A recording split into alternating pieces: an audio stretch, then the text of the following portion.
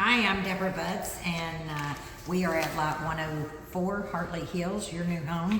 We're going to go through our 1-year builder warranty final walkthrough paperwork. I'm going to have Heather email this to you as soon as we're done.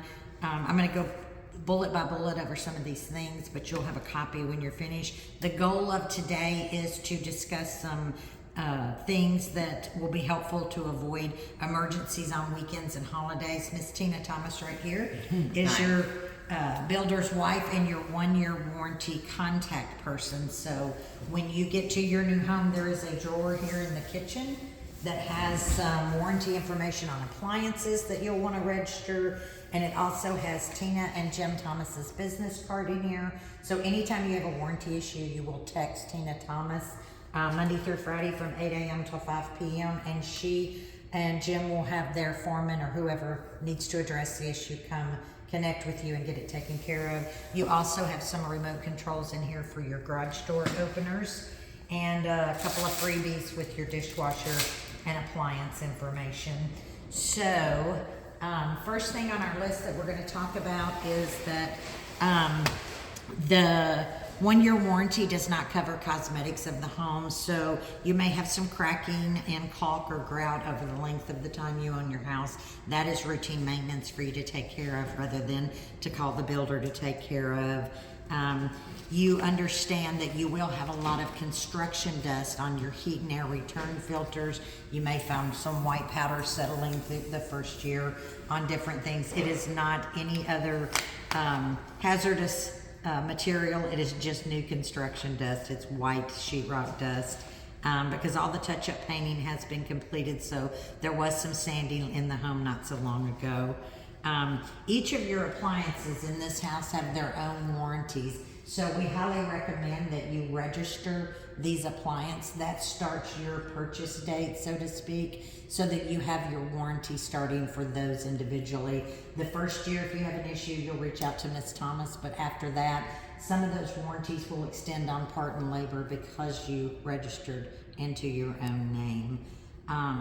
So now to some of the little more nitty-gritty stuff. You understand that if you change out a faucet or you change out a light fixture, that item is not covered under your builder's warranty. Only items installed by the contractor. And we want to make sure that you know, Tina does not want you to wait and compile a list of things. Anytime you have an issue, she wants to hear from you. She'll address it quickly and mark it off your list. A lot of people wait until they have 4 or 5 items, and other builders recommend that. The Thomases do not. Anytime something comes up, they want to address it head on rather than receiving a list of 10, 15 things that they didn't know were going on that they could have already taken care of. So, if you don't mind, Miss Heather, maybe come over here with me. We'll talk about your gas cooktop first. I hope you've had a gas cooktop before. They're fairly easy to take care of. That clicking noise means you are running the igniter, so you want to push it past that. But other than that, pretty self-explanatory. This is stainless, so it will scratch if you use materials to clean it, or scratch materials. Same thing with your microwave and your dishwasher front. You want to use stainless cleaner and not harsh scrub materials on them. You did a home inspection, so your dishwasher has already been completely run through a cycle. You shouldn't have to worry about priming the pump for the first time because it's brand new. Heather has told us that you have owned a home before, so we are kind of assuming that you know how to use a garbage disposal. These are just some of the handy items that come with the sink. This is for cleaning vegetables and draining dishes. Very handy little item to have. Here's another fruit and vegetable basket that just slides right in and out. Garbage disposal is here. Running the garbage disposal, you want to make sure you always have the water on when you're doing that. And here's your switch to the right of your sink. For the garbage disposal, we want to make sure you know that if you can't eat it, don't put it in your garbage disposal.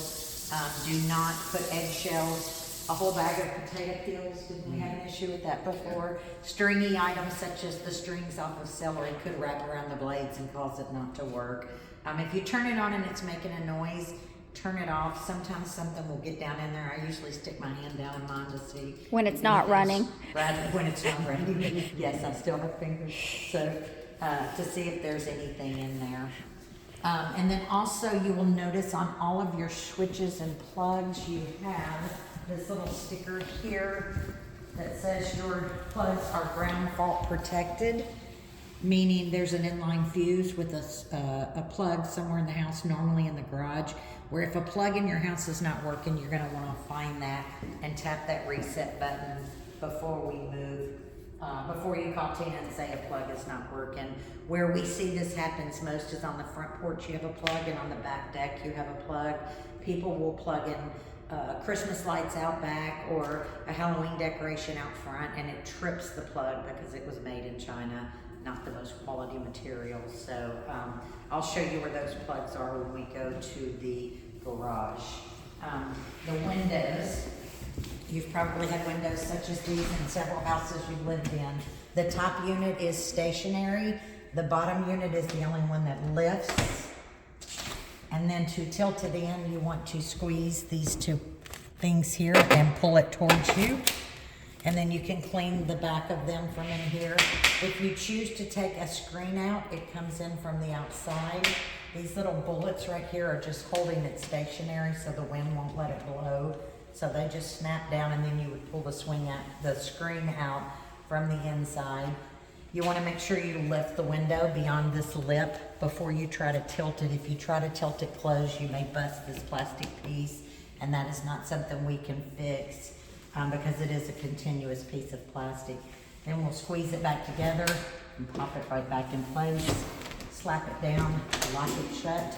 They're a little tight because they're new, but they will ease up over time.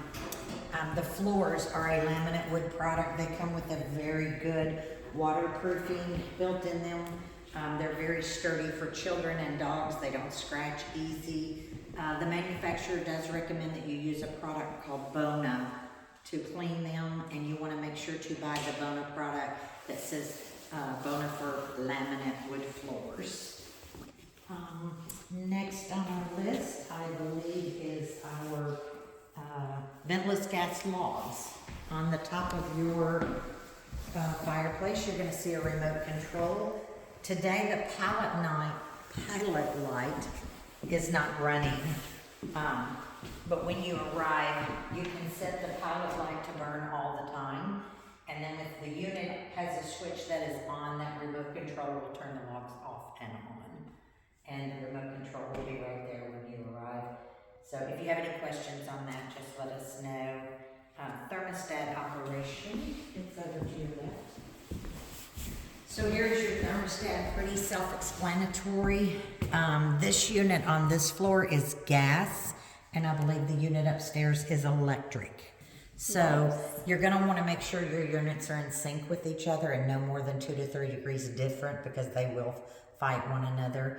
But pretty self-explanatory. Right now it's set to heat, and it's gonna auto kick off and on until it reaches the temperature we told it to be. Right now it says it's 64 degrees in here, and it will heat until it is 64 and then automatically click off and on. So you have cool, off, heat, and then as far as the fan, it's only automatic, or you can set it to on where it will circulate, but it will run constantly when it's in the on mode. And then they also want to talk about your filter over here. One more thing on that thermostat. Be careful if you hire a company like Vivint for security and technology. If they come in and change out your thermostat, it could void the warranty on your unit. You definitely don't want to mess with that. If you don't like that thermostat and you want to change it, let us know, and you should call the person who installed it. Otherwise, we have a packet that's going to be in the drawer over here for your heating and cooling unit. And that's the most important thing you want to register into your name, because you have a 1-year warranty with the Thomases, of course, but by registering that unit, it'll take some of your parts and labor all the way out to 5 and 10 years. So you have 2 units, 1 packet, but you definitely want to register those. And then as far as changing your filter, here's your return for the downstairs. You have 2 upstairs as well. We'll show you those when we get up there. but I just push the bullets out on the side, and then now I can open it. The filter down here is a 20 by 30. You want to change it every 30 days. A good reminder for you when you might need to do that is each time you get an electric bill, it's been about a 30-day cycle. So that's kind of a good reminder when you want to change it. The manufacturers do not like the 3-month, 6-month filters. They want you to use the thin ones. More air in your return, actually more air out of your vents. So for efficiency, you want to buy the thinner ones and change it every 30 days. Okay, let's go step outside on the deck, Miss Heather. Right here, you're gonna see a switch that has 3 switches on it. If we can get out the door. One of them is for the light on the deck. One of them is for the fan on the deck. The third one is Eve lights. If you'll point the camera to the far left corner. Are the Eve lights on? They're pointed away. Oh, there they are. Yeah, they're on. Eve lights on, Eve lights out. That's Got what it. this third switch is at the back door. You also have one at the front door. A lot of times we get people calling us saying, I don't know what this dead switch is, and it's for Eve lights. So, ooh, a little icy where I'm standing right now. I think I can do the splits fairly easy. Okay, so your water faucets are frost free. They will not freeze in temperatures like we're seeing today. However, you want to make sure to disconnect your water hose. A good reminder for that is spring ahead. You can hook up your water hose, fall back, you're going to close your crawl space vents, and you're also going to disconnect your water hose so that all winter those things are protected and your pipes won't freeze. Concrete, we want to make sure you know, do not put salt on your concrete. Today, there is ice on that concrete. If you go to Lowe's, even the stuff that says safe for concrete, if you put it on the concrete in Tennessee, it will eat the surface off, then it will crack and peel and expose the gravel mix. So I think that's everything out here. Here's a good example. It's been raining, guys. So there's a good example of the water accumulation in that drain. Sometimes in the spring, the water will accumulate more, but it doesn't stay. but Right. it I've been does. out here several times. And It's never going to be a year-round consistent flow of water. Definitely none in August when it's hot. So, and then in talking to your yard, you do have sod in your grass out there. This sod has been here for a month, so it should be good to go. But in July and August, when it's hot and we don't have rain, you're gonna want to water your sod or it may die. So just keep that in mind for your sod and your landscaping on your grass. And I think next we're gonna go to the garage. On our way, we're gonna talk about smoke detectors. And there's one right here in the hallway. And so it is hardwired into the home, so it works off of electricity. However, it also has a battery backup in there. So if you have a fire or smoke and the power is out, you still are protected with this smoke detector. So you just put your thumb in that little bullet right there, pull it towards you, and a 9-volt battery will drop out. We recommend you change those batteries every couple of years. This is the one that usually drains its battery first, because every time you open this door in the summer, you're letting heat in the winter, you're letting cold in, and that's what drains the battery, is the constant temperature change. So that's our little smoke detector disclaimer. When we go out here to this garage, not only is it freezing outside, but you have a smart box here on your wall. This is where all your cable, internet things are when your people, technology come over. You're not gonna have wires hanging outside of the house. This is what they're gonna wanna see, is this box right here. This is a ground fault reset plug. So one button says test and one says reset. So if you have a plug anywhere inside, outside, not working, check these. This is where you reset them. One here to the right of the door. There's one behind you. Nope. It's over here. They're two side by side on the left and the right of the breaker box. So there are your resets. They're not scattered throughout the house like they used to be in the older homes. Tankless gas water heater here.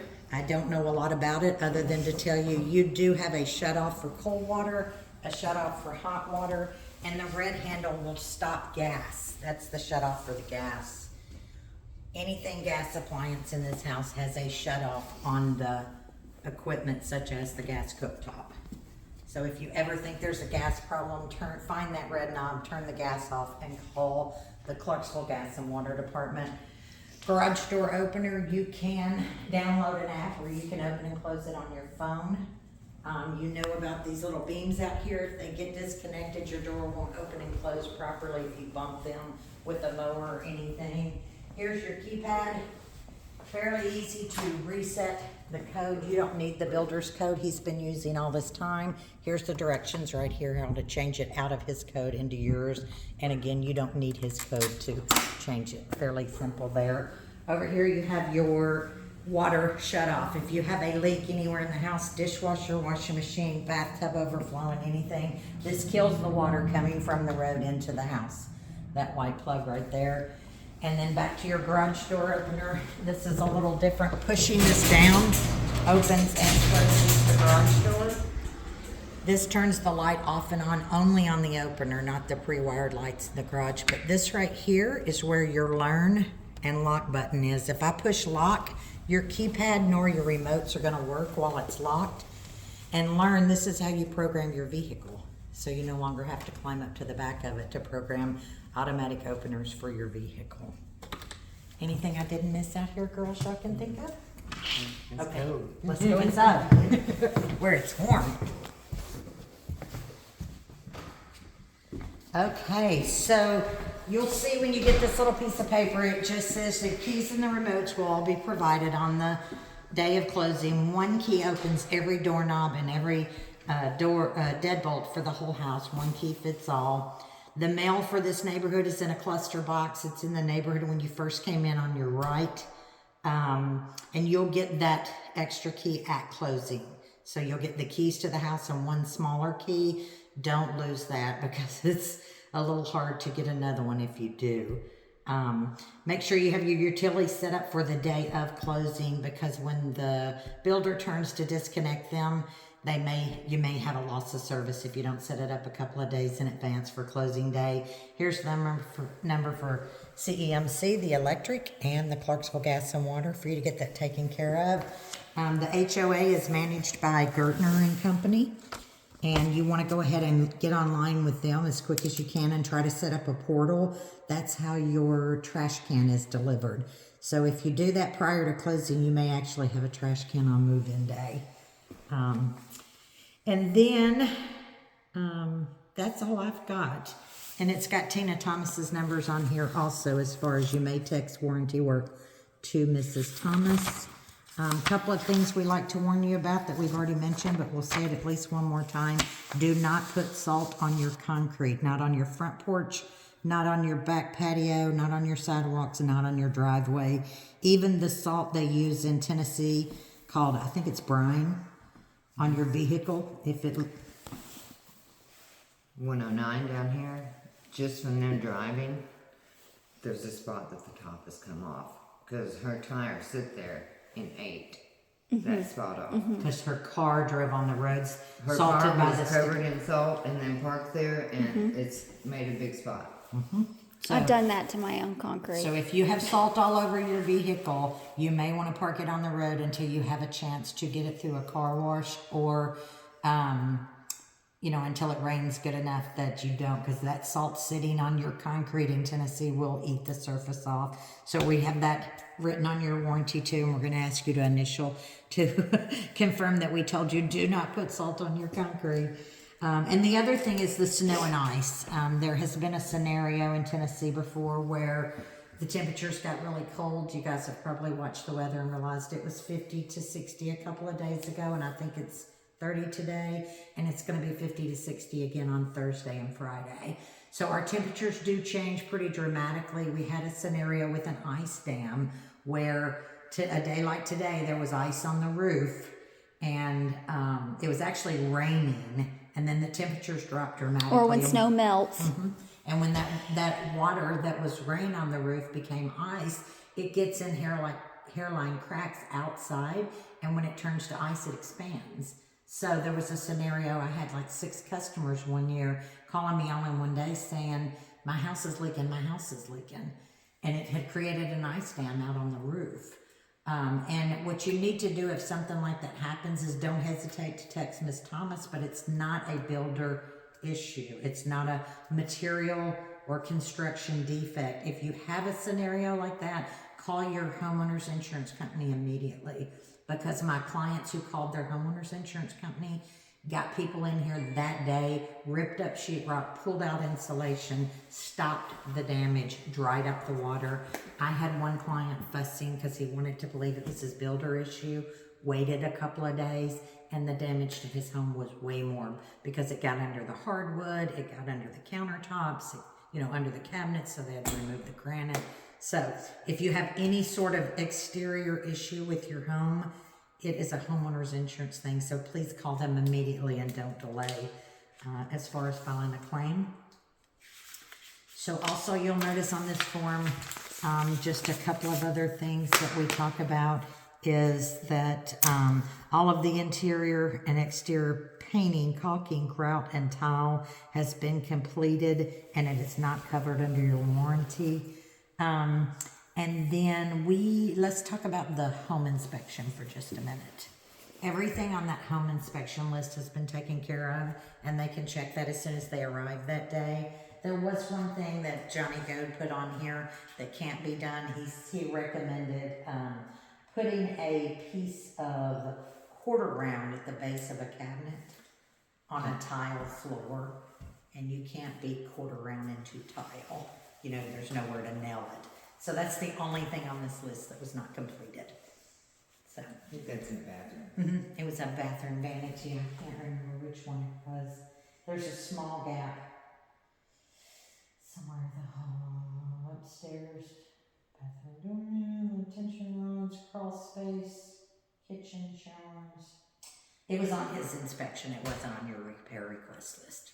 So, but anyway, everything on the home inspection has been taken care of. So I think that's it for me. Thank you, Deborah. You're welcome. Thank you, Tina. Thanks.